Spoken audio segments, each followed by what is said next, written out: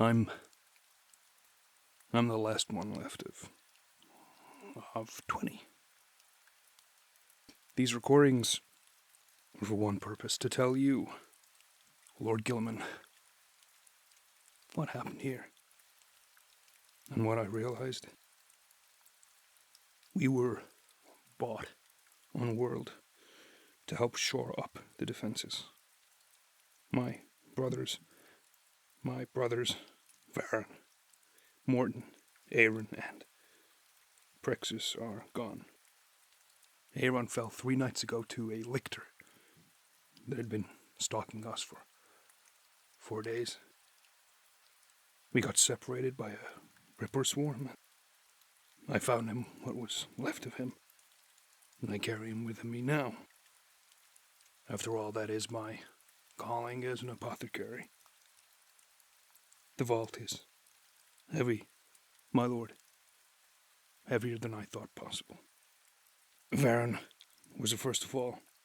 During the initial waves, Hive Tyrant bested him. I don't know where his power swords went, but the Emperor knows he earned them, being from that pit of a world. What a rise. Penal colony child to a Blade Master of the Ultramarines. Morton was next. During the defense of the Black Gate, he was hit by a Biovore's cannon. It didn't kill him. The charge is, he had said did. But he took the Biovore with him. For what it's worth. This world Vintara, is lost, my lord. Know that we fought until the last. The swarm has taken the hives, the outskirts, and, frankly, everything in between. Millions, billions of souls are gone now, and the spires are already growing high in the skies. I have stalked through the streets of Dunn's Rise for 3 days. I run out of bolt rounds. My gladius snapped 12 standard hours ago. My Narthesium still works, but I'm loath to use it in melee. I want you to know, I want all Ultramarines to know of the bravery of my brothers. Morton's sacrifice allowed a family to escape off-world in an evac craft. And I ask myself, what are we made for? If we are not made for that, I do not know what we are made for. We are not made to die, but to allow others to live. That is the nature of a weapon, I believe. There is something else here, with me. It has been waiting for me to run out of supplies. I have felt its step shaking the floor, and I've smelt its breath at dawn. It is huge, even for a tyranid. I've heard tell of them in whispers. I believe it's an emissary. But it's no normal tyranid. Its eyes, my lord, its eyes are different. It looked at me once from across a battlefield, and it knew me not as a soldier, but in my core. It knew that I was once human, and its eyes were those of a human. In my opinion, as an apothecary, the tyranids are changing, evolving further. The emissary crushed hundreds of its kind that tried to swarm me. I believe that it is playing with me like a child with a ball. It hates me. I saw that in its eyes. It hates me with a passion that I have only seen in humans. And that, my lord, is my final message. I know how to defeat the tyranids, and forgive me for what I am about to say. We simply have to feed them. Trillions of humans. The emissary proved my theory correct. The only way we can defeat the tyranids is to make them us. Our hate and spite can be fed into them, and they will become predictable. Forgive me if you can for saying that, but it's true. Time and time again, the tyranids have crushed human defenses and consumed worlds. But they can be made into something we can destroy. They can be made into us. It is coming now. I hear it. This is Apothecary Paddock, 4th Company of the Ultramarines, bearer of the Ultramar Medal of Courage. Forgive me. The rain washed over his faceplate.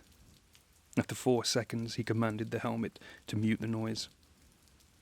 Paddock stood atop the flat roof of the highest building in Dunsrest. The blood had long since washed from his armour. His bolt pistol was locked to his right thigh, useless without ammunition. Slowly, the footsteps grew louder. The Norn emissary had waited for this, savoured it and imagined it as much as a tyrannid can be said to imagine anything.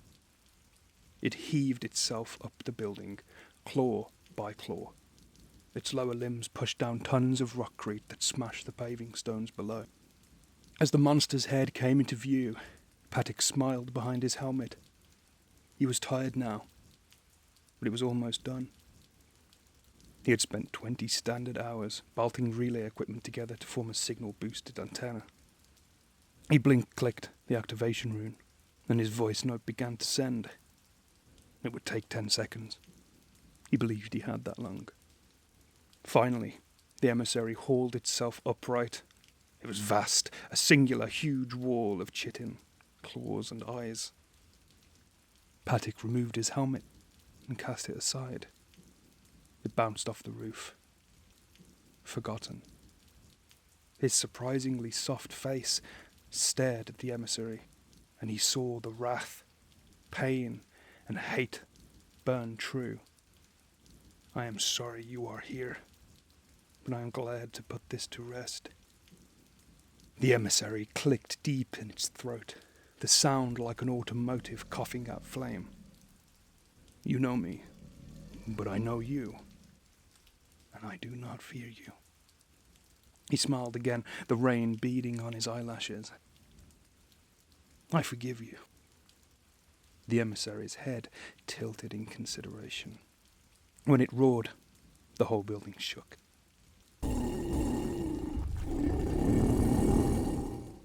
Paddock did not move.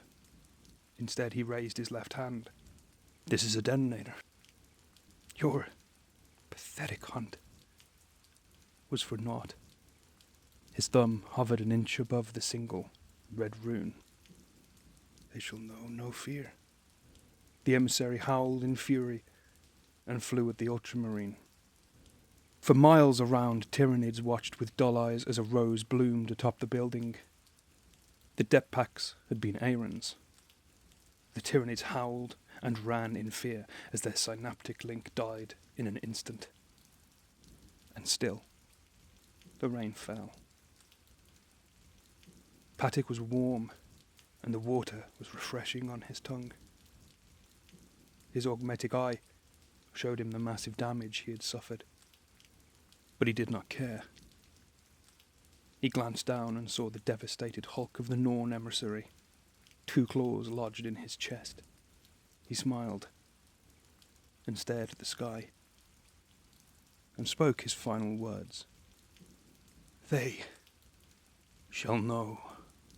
No.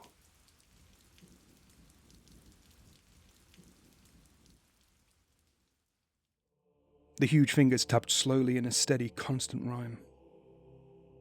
The voice was tired, and it echoed through the command chamber. I want you to know, I want all Ultramarines to know of the bravery of my brothers. The mortal stood in stunned silence. Gilliman listened, his eyes closed. He could feel his son's pain, even through a voice recording like this. It's no normal tyranid. Its eyes, my lord, its eyes are different. Gilliman opened his eyes and looked at the Majos biologist. Get me everything about the newer tyrannid bioforms. But my lord, everything! Every living thing took a step back from Gilliman, and menials moved instantly. Gilliman knew what his son was about to say and dreaded it. We simply have to feed them. Trillions of humans. His heart sank, and suddenly the laurels atop his brow seemed to weigh more than the universe. The whole room listened as they worked. It is coming now. I hear it. I have heard enough, said Rabute Gilliman. I will not hear his death. I will see that his life is remembered. He turned to the Tech Marine Master-at-Arms and looked into his green eyes. Find me a way to contact the Lion. The Tech Marine's head cocked to one side, and then he nodded.